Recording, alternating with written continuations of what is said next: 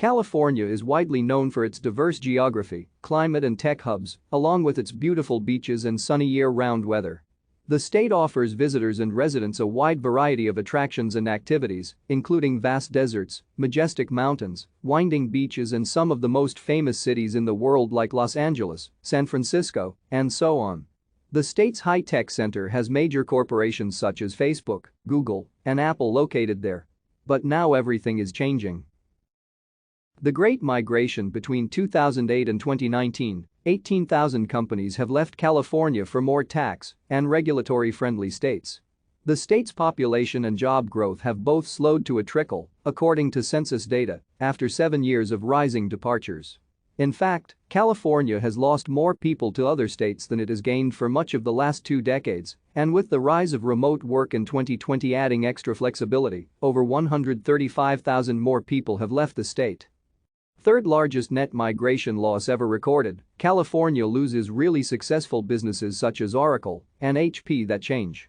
It's really a huge problem that the state is facing. This is a true shift for business in California as we know it for a century and a half.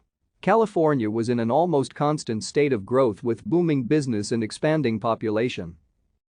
So, why is the Golden State falling?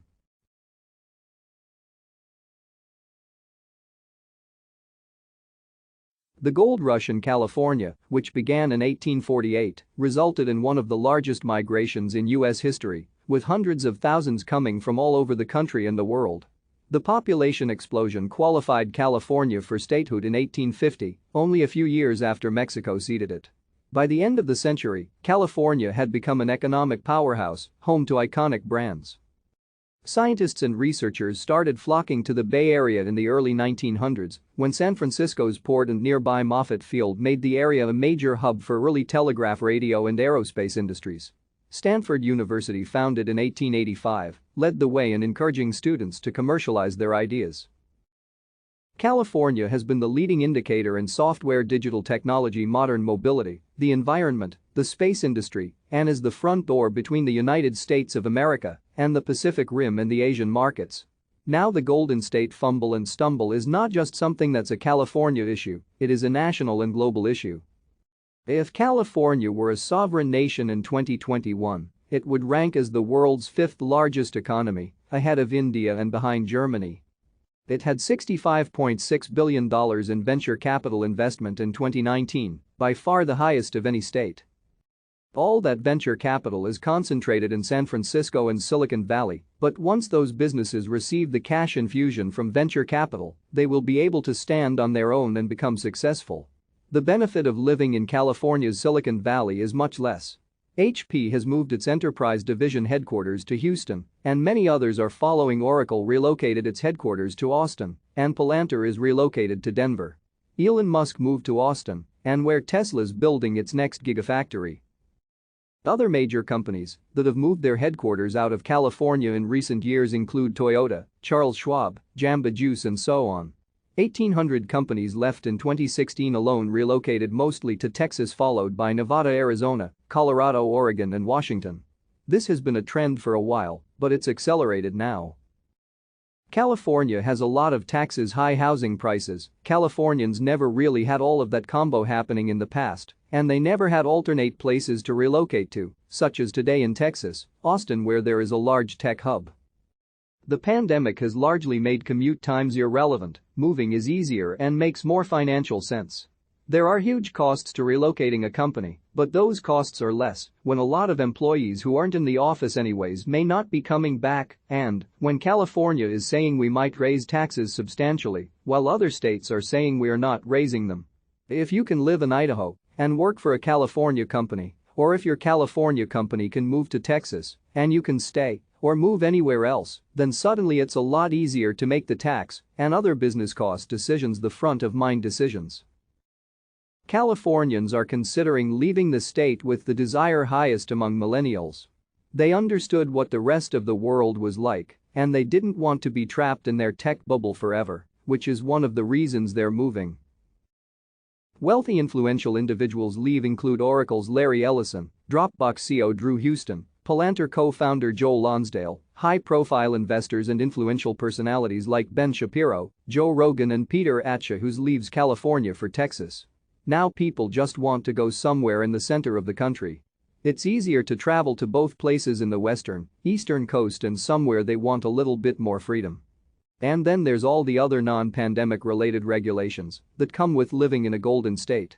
California has become highly regulated in terms of fuel use, automobile emissions, and other similar issues, as well as water cap and trade to try to keep businesses from polluting excessively.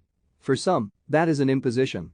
All of these factors add up to make doing business in this state more expensive.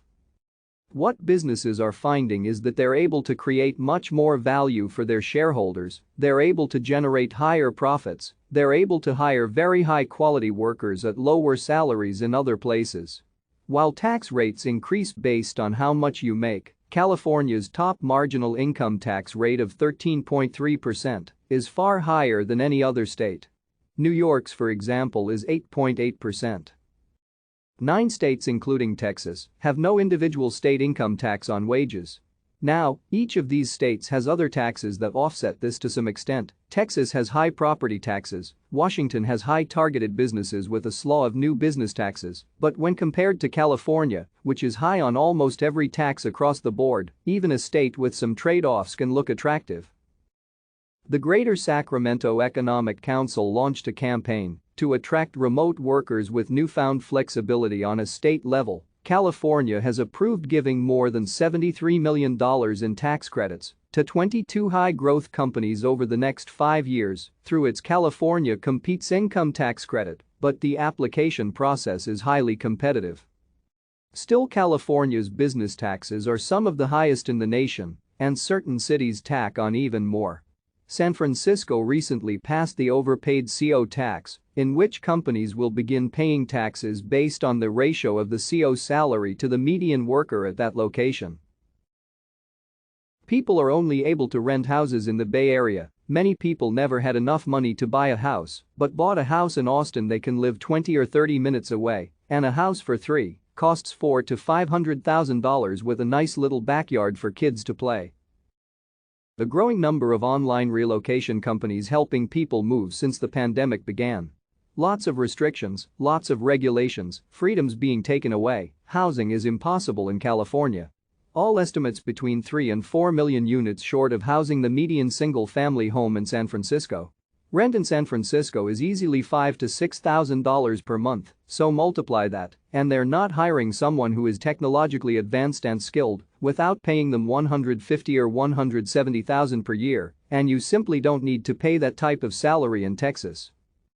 Although California remains a top destination for people moving from other countries and rich transplants relocating from out of state, the White House reports nearly half of the country's unsheltered homeless people live on the streets of California, and a growing number of middle and low-income people are moving out of state, with the majority of those leaving reporting an annual income under $100,000. Meanwhile, the pandemic has robbed California of some positives once used to justify its high cost of living. When people were looking to raise money for a startup a few years ago, a lot of investors in San Francisco said they wanted to be able to sit in on board meetings. They will only invest within a 50-mile radius of San Francisco because they want to be able to sit on those board meetings. But now they are conducted via online meetings, and the minutes are distributed through email. Now anyone can work anywhere and go somewhere else that has a lower cost of living and a lower cost of taxation. So a lot of states, not just California, but New York and other states that have historically banked on offering something unique have to worry that they're not so unique anymore. With an economy bigger than many countries, will California feel the impact of big companies leaving? And with super earners paying 40% of the state's tax revenues, can California afford to lose billionaires like Musk, richest men in the world? Some states like New Jersey have actually had to amend budgets when a single billionaire left the state. California would not be at that point, where billionaires leaving California means they have to amend their budget, but as they leave, and as companies like Horsepower and Oracle and others relocate a significant amount of their operations. This has a huge impact both immediately and in the long term, the investments they would make, being located in a different place, the employment opportunities.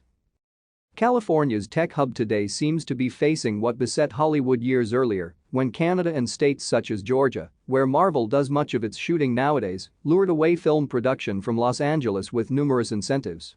Netflix California streaming giant is reportedly planning to move to a new 87,000 square foot building in London's West End, and the Los Angeles-based firm Hackman Capital Partners agreed to invest around £300 million, equivalent to about $401 million, in a facility to be known as Eastbrook Studios, located about 14 miles east of central London in 2020.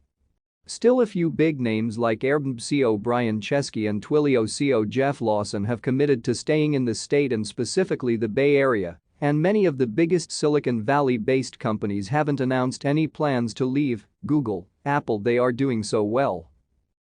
But if California's people are the true draw, will it lose its edge if enough of them leave? Some say there's a tipping point at which the flow of businesses and people out of California outpaces its incubation of fresh ideas that entices businesses to come and to stay. For now, big tech stakeholders will watch to see how legislators handle upcoming proposals. Some would target tech companies, specifically taxing data or digital services. If companies stay, their taxes will skyrocket, but that's the conversation they're having right now. And there comes a point in which a lot of businesses are going to say we don't need to be in California, and increasingly we can't afford to be. Other proposals could raise the corporate income tax to more than double the rate in all but one other state, or push the combined federal California top marginal tax rate to a whopping 53.8%. It's a challenging issue that California faces, and there's really no solution other than to make the state more competitive in terms of business costs and taxes in terms of housing costs. Until that's done, California will probably continue to lose businesses to other states. Hey everyone, thanks so much for watching our video. Be sure to check out more of your Alisif over here. And leave us any other doubt in the comments section.